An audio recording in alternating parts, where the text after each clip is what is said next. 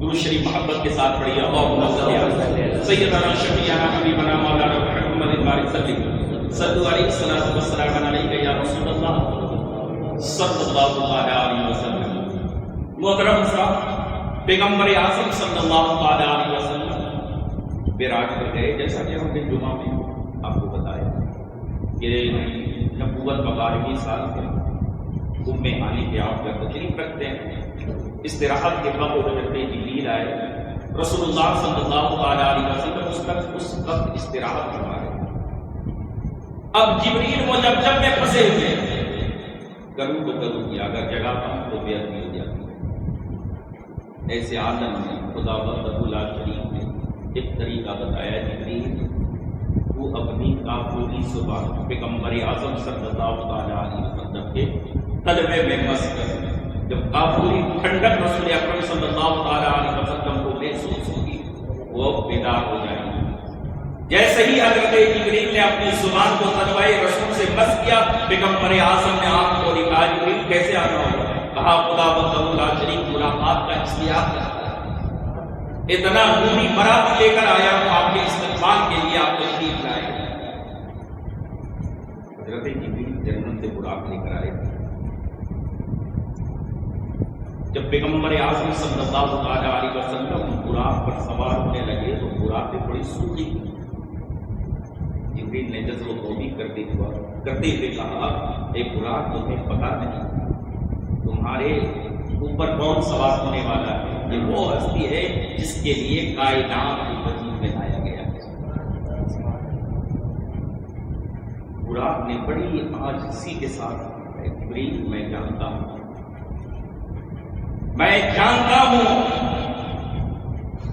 کہ میرے اوپر کتنی عجیب ہستی سوار ہونے والے، لیکن اے جبریل میری ایک آرزو ہے، میری ایک تمنا ہے، میری ایک خواہش ہے کہ بروز قیامت جس وقت رسول اللہ صلی اللہ علیہ وسلم کی سواری پیش کی جائے گی، اس وقت ایک آج رسول اللہ میرے ہی انتخاب کر لیں۔ پیغمبر اعظم صلی اللہ علیہ وسلم نے کہا جبریل نے کہہ دو کہ کل میں انہی پر سوار ہوں۔ آخرکار پیغمبر اعظم صلی اللہ علیہ وسلم مکہ سے بیت المقدس گئے۔ بیت المقدس میں انبیاء علیہ السلام جو کہ پہلے سے منتظر تھے، آپ نے اس کی عبادت فرمائی۔ پھر صبر کا آغاز ہوا، پھر خدا بند لا شریک کے پاس پہنچے، اتنے قریب گئے جتنے کہ تیر و کمان کے قریب ہوئے۔ بہت ساری راز و ریاض کی باتیں ہوئی جس پر بہت سارے شواہدات، بہت سارے مطالعے کے بعد یہ پتہ چلتا ہے کہ راز و نیاز میں ایک راز و نیاز کی بات یہ ہوئی کہ ایک مرتبہ رسول اکرم صلی اللہ علیہ وسلم اپنے گھر تشریف لائے، لانے کے بعد دروازہ بند تھا، آواز دی دروازہ کھولو، کہا کون؟ کہا میں محمد۔ حضرت عائشہ نے دروازہ کھولا، دروازہ کھولنے کے بعد پیغمبر اعظم صلی اللہ علیہ وسلم کی دریائے رحمت جوش پر تھی۔ پیغمبر اعظم صلی اللہ علیہ وسلم کی دریائے جوش پر تھی۔ عائشہ سے بے ساختہ کہا، اے عائشہ آج مانگ جو کچھ مانگنا ہے، کلی اختیار دے، اور کیوں نہ دیتے؟ خدا وحدہ لا شریک نے عالم کو تخلیق کیا اور اس خزانے کی کنجیاں رسول اعظم کے ہاتھ میں۔ اے محبوب جس سے چاہے آپ دے، جس سے چاہے نہ دے، آپ کو کلی اختیار ہے۔ اب جب عائشہ رضی اللہ عنہا تبارک و تعالی عنہ کو کلی اختیار دی گئی تو وہ سمجھ نہیں پا رہی کہ میں کروں تو کروں، مانگوں تو مانگوں کیا۔ حضرت عائشہ یہ چاہتی تھی کہ اس مانگنے میں کہیں جلد بازی نہ کر جاؤں اور ساری چیزیں چھوٹ جائے۔ حضرت عائشہ کی خیال یہ تھی کہ میں مانگوں ایسی شے جس کے اندر ساری چیزیں سمٹ کر آ جائے۔ حضرت عائشہ فیصلہ نہیں کر پا رہی، رسول اعظم صلی اللہ علیہ وسلم کے بارگاہ میں عریضہ پیش کی، یا رسول اللہ کی صلی اللہ علیہ وسلم فدا کرنی بابی، میرے ماں باپ قربان یا رسول اللہ صلی اللہ علیہ وسلم آپ پر، کیا مجھے اس بات کا اختیار ہے، کیا مجھے اس بات کی اجازت ہے کہ میں کسی اور سے مشورہ کروں؟ پیغمبر اعظم صلی اللہ علیہ وسلم نے بے ساختہ کہا، ہاں تمہیں اجازت، جس سے چاہو مشورہ کرو۔ حضرت عائشہ بھی بہت بڑا فقیہ، بہت بڑی محدثہ تھی، بہت بڑی عالمہ تھی۔ وہ جانتی تھی کہ اپنے باپ حضرت صدیق اکبر رضی اللہ عنہ تبارک و تعالیٰ سے بہتر کوئی مشورہ نہیں، جو کہ جب سے انہوں نے وہ سنبھالا تھا رسول اللہ صلی اللہ علیہ وسلم کی معیت اپنے باپ کو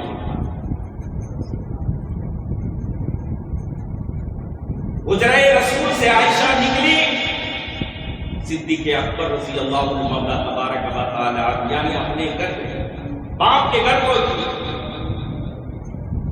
باپ سے سلام ہوا کے بعد کہا، باپ مجھے مشورہ دیا، پوری مدت سنائی کہ رسول اعظم صلی اللہ علیہ وسلم آئے، آج ان کی رحمت دو کی پر ہے، مجھے کلی اختیار دی ہے کہ جو مانگنا ہے مانگوں، میں سمجھ نہیں پا رہی کہ میں کیا مانگوں اور کیا نہ مانگوں، کہیں مانگنے میں جلد بازی نہ کر جاؤں اور ساری بلائیاں چھوٹ جائیں۔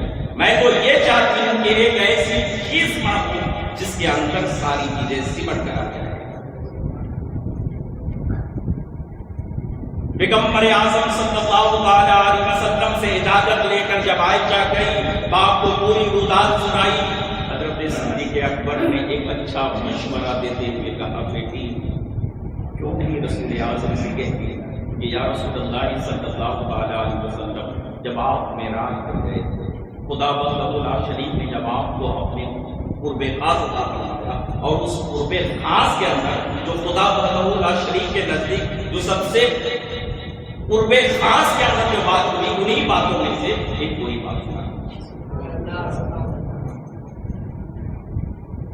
لیکن اے میری بیٹی، جب رسول اعظم صلی اللہ علیہ وسلم تمہیں بتا دے تو مجھ سے وعدہ کرو کہ آ کر تم مجھے بتاؤ۔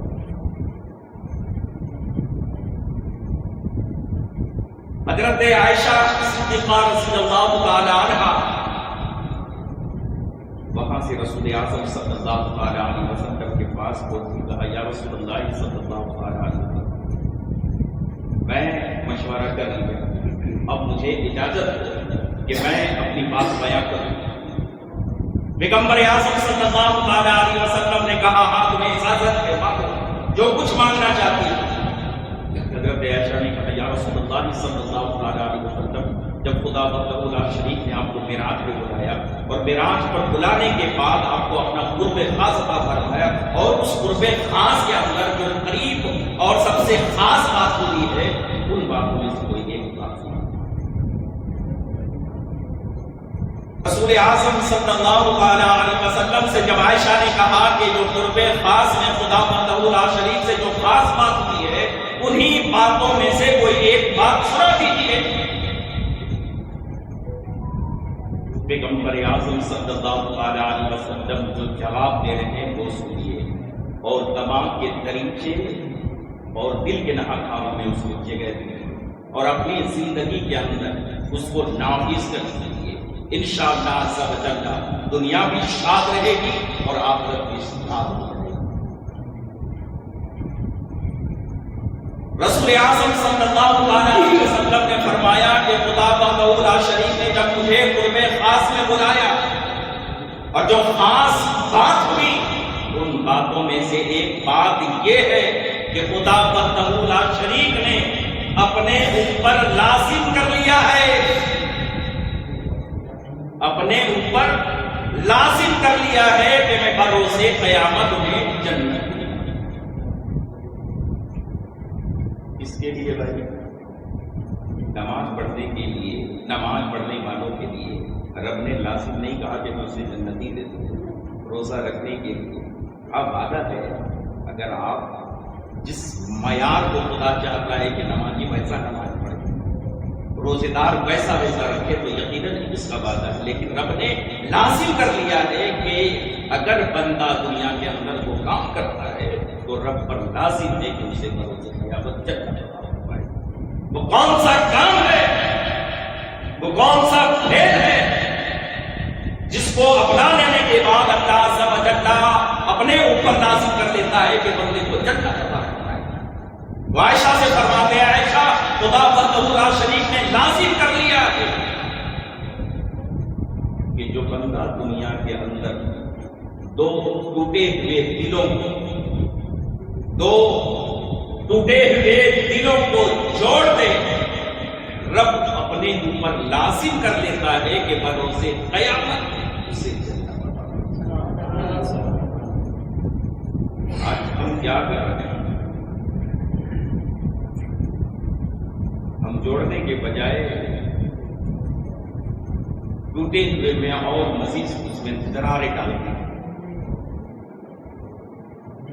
اگر تھوڑا سا کریک ہوا ہے تو ہم اس کو دو حصوں میں بانٹ کر دیتے ہیں، جبکہ یہ عمل اتنا اچھا عمل ہے کہ دو ٹوٹے ہوئے دلوں کو جوڑ دے، دو لڑنے والوں کو سلح کرا دے، وہ اللہ عز و جل اپنے اوپر لازم کر لیتا ہے کہ اس بندے کو بروز قیامت مولا جنت عطا فرماتا ہے۔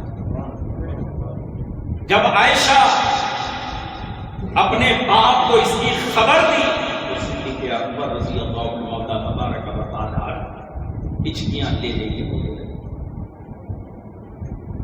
ابا حضور یہاں تو مستعد ہے، جنت، یہاں تو بشارت ہے رب کی طرف سے جنت کی، اور آپ رو رہے ہیں۔ کہا بیٹی تم تو صرف ایک پہلو کو دیکھ رہی ہے، تم تو صرف ایک پہلو کو دیکھ رہی ہے، میں دوسرا پہلو کو دیکھ رہا ہوں۔ جس طریقے سے دو ٹوٹے ہوئے دلوں کو جوڑ دینے والے پر مولا جنت دینا لازم کر دیتا ہے، بے عین ہی اسی طریقے سے دو دلوں کو توڑنے والوں پر مولا اس کا برعکس کرتا ہے۔ اس لیے خدا را دو دلوں کے درمیان کا فرقہ نہ ڈالو، دو دلوں کو نہ توڑو، دو لوگوں کے درمیان جھگڑا فساد نہ برپا کراؤ، بلکہ جوڑنے کی کوشش کرو، ٹوٹے ہوئے کو بہتر کرنے کی کوشش کرو۔ اللہ عز و جل اس کا بہتر سے عطا فرمائے۔ درود شریف پڑھیے، اللہم صلی علی سیدنا شفیعنا حبیبنا مولانا محمد بارک صلو علیہ السلام علیہ یا رسول اللہ صلی اللہ علیہ وسلم۔ تو خدا وحدہ لا شریک، میں عرض کر رہا تھا یعنی کہ خدا وحدہ لا شریک کے پاس بڑی راز و نیاز کی باتیں، اور میں پھر کہوں بے شمار مرتبہ آپ کو کہہ چکا ہوں، پھر کہوں گا کہ خدا کی طرف سے امت محمدیہ کے لیے تحفے میں جو نماز ملی ہے اس کو اب رائے گا نہ جانے، اس کو ضائع نہ کریں، اس کو اپنائیے۔ اس لیے یہ آپ پر فرض عائد ہے، اس کو آپ کو ہر حال میں پڑھنا ہے، اور کل بروز قیامت اسی کے تعلق سے اللہ رب العزت کی بارگاہ میں پوچھ تاچھ ہو، جس کا معاملہ بروز قیامت نماز کے تعلق سے اچھا نکلے گا، یقیناً اس کے سارے معاملات جو ہیں وہ آسان کر دیے جائیں گے۔ ہمارے بزرگان دین کی یہ فطرت ہوتی تھی کہ اگر ان سے نماز قضا ہو جاتی تھی تو وہ ایسے روتے تھے، ایسے ماتم کرتے تھے جیسے ان کے گھر میت ہو۔ ایک غسل کے تعلق سے یہ بیان لکھا ہوا ہے، ان کے فرمودات میں سے ہے کہ کسی سے پوچھا گیا کہ کیا بروز قیامت جنت کے اندر نماز پڑھنے کی اجازت ہوگی؟ کہا جنت میں نماز پڑھنے کی اجازت نہیں ہوگی، وہاں کو عیش و عشرت کی ہدایت، آپ نے دنیا میں جو کیا ہے اس کا پھل اور اس کا لابھ اٹھانے کی جگہ ہے، کہا پھر مجھے ایسی جنت نہیں ہوگی۔ اس لیے کہ جنت میری خواہش ہے اور نماز رب کی رضا ہے. جب میں نماز کو پڑھ لوں گا تو مجھے رب کی رضا ہے. یہ ہمارے آبادین کے ذرائع اتوار اور ان کی فطرت.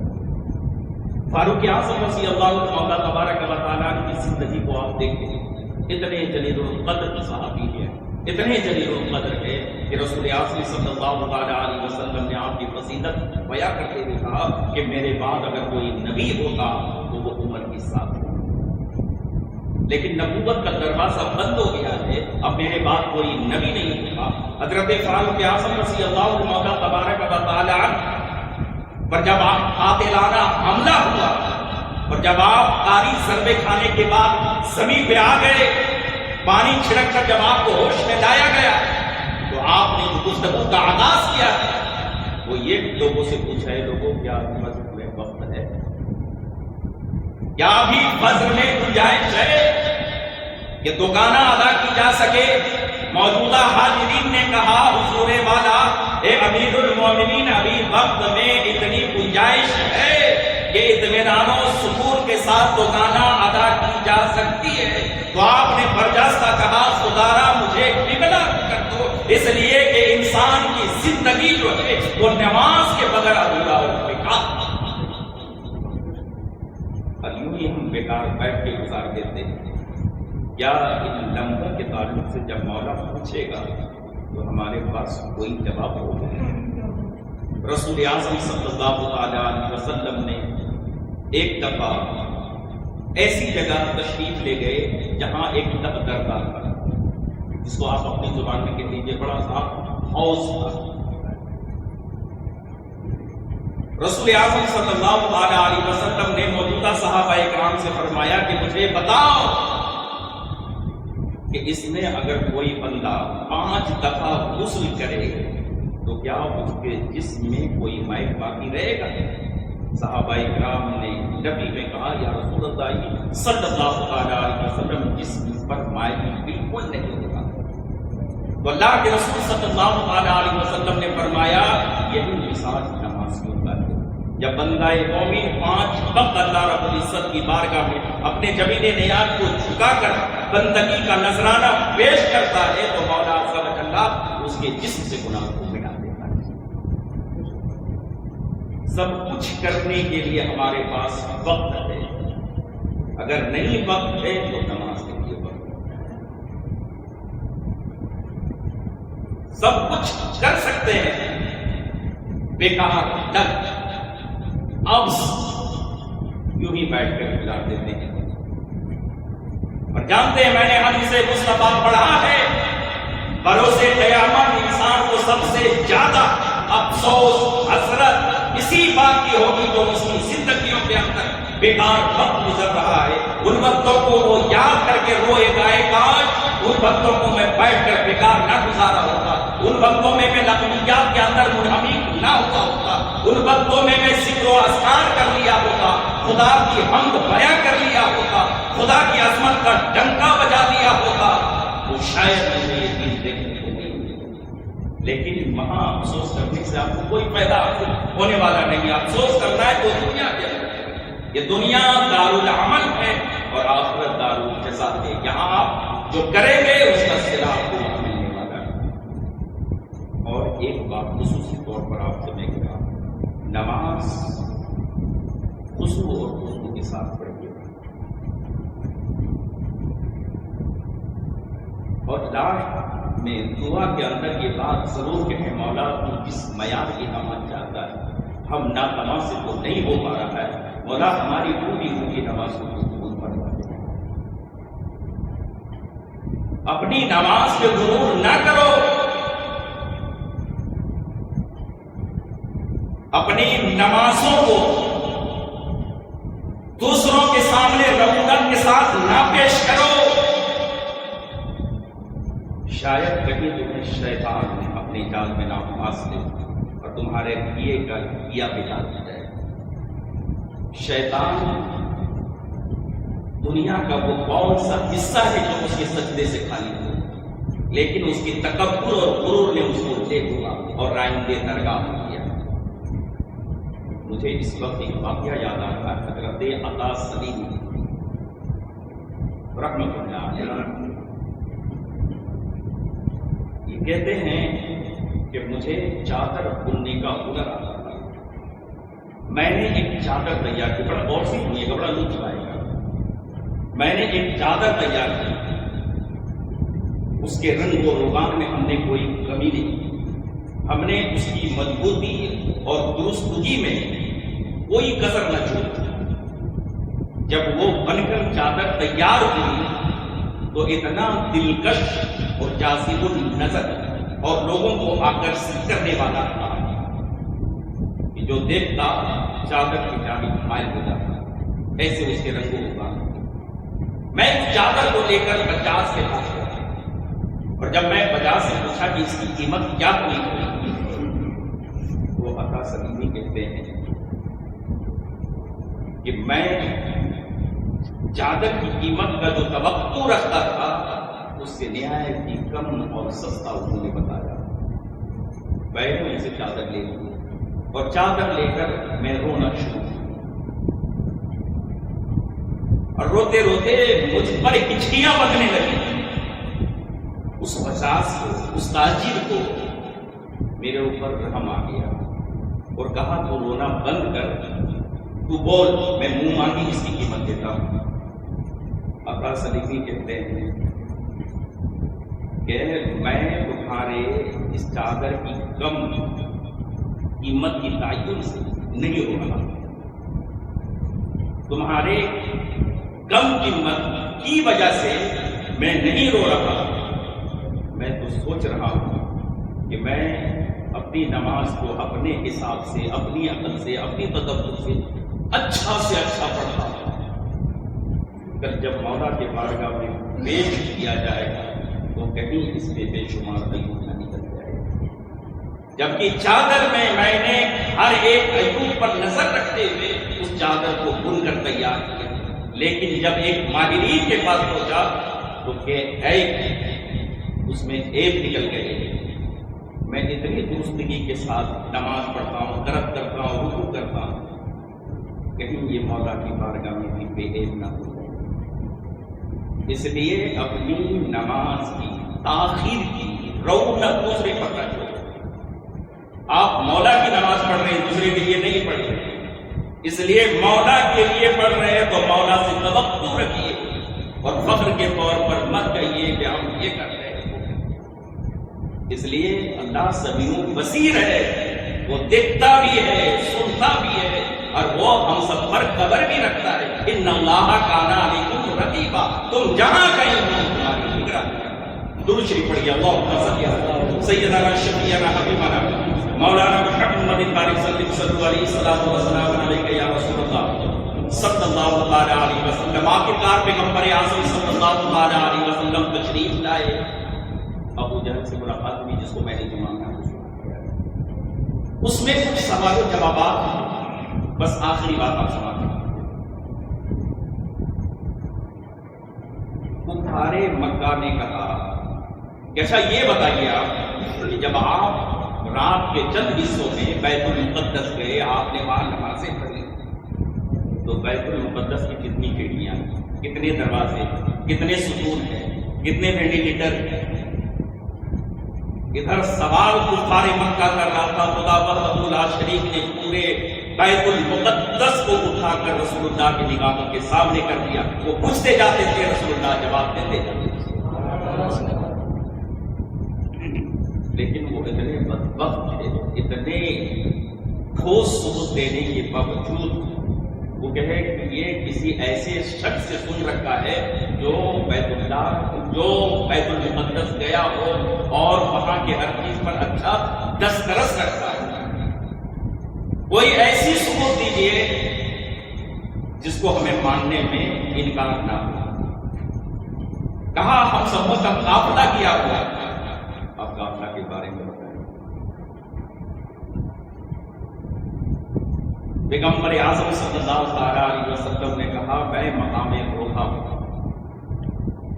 تمہارے قافلے سے ملاقات کیا جو فلاں بن فلاں کا قافلہ تھا. وہ رات کے وقت میں ادھر سے گزر رہا تھا اور جب میں ان کی آواز سنا تو میں ان کے قریب گیا، لیکن وہاں کوئی نہیں تھا، لیکن جائے سامان، جہاں سامان رکھا ہوا تھا وہاں پانی کھنڈوں سے ڈھکا ہوا تھا۔ میں گیا اور اس پانی کو پیا، اور وہ لوگ اپنے اونٹ کے بوجھ میں نکلے ہوئے تھے۔ میں نے ان کی آواز کو سن کر انہیں جواب دیا کہ فلاں مقام پر تمہارا اونٹ ایک جھاڑیوں میں پھنسا ہوا ہے، جا کر دیکھتے۔ جب وہ لوگ آئے تو ان سے پوچھ لینا، کفار مکہ نے آپ یہ بتائیں کہ وہ کب آئے گا؟ پیغمبر اعظم صلی اللہ تعالیٰ علیہ وسلم نے کہا وہ دودھ کی طرح شام کا وقت ہو رہا ہوگا۔ ادھر کفار مکہ اتنے بدبخت تھے کہ پہاڑی کے گھاٹیوں میں لوگوں کو بیٹھا دیا، کہا تم سورج کے سائے بنا کے رکھو، جیسے ہی سورج ڈوبے اور اگر نہ آئے تو ہم لوگوں کو ایک دلیل مل جائے گا ان کے جھوٹا ہونے کے معاصر کا۔ ادھر پیغمبر اعظم صلی اللہ علیہ وسلم کے فرمودات کے مطابق وہ قافلہ وہاں سے چلا، اور چلنے کے بعد ٹھیک مکہ المکرمہ میں ادھر سورج غروب ہو رہا تھا۔ ایک شخص نے کہا سورج غروب ہو گیا، دوسرے نے کہا مخبر صادق صلی اللہ علیہ وسلم نے جس کی خبر دی تھی اس کے عین مطابق قافلہ آیا۔ پھر قافلہ والوں سے پوچھا، وہ پانی کے گلاس خالی ہونا، انہوں نے اس کی تصدیق کی اور کہا کہ میں مقام شام میں محمد کی آواز کو سنا اور ان کے بتائے ہوئے جگہ پر گیا تو اونٹ جھاڑیوں میں پھنسا الجھا پڑا ہوا تھا، وہاں سے ہم نے اونٹ اپنا کھویا ہوا پایا۔ یہ پیغمبر اعظم صلی اللہ علیہ وسلم کے غیب نہیں ہو گیا، اسی لیے سوالات کرتے تھے اور کوئی غیب کیا تم سے نہیں آگو بھلا، جب نہ خدا کی چھپا تم پہ کرو۔ اللہ عز و جل ہمیں آپ کو سبوں کو کہنے اور سننے سے جا پانے کی توفیق نصیب عطا فرمائے۔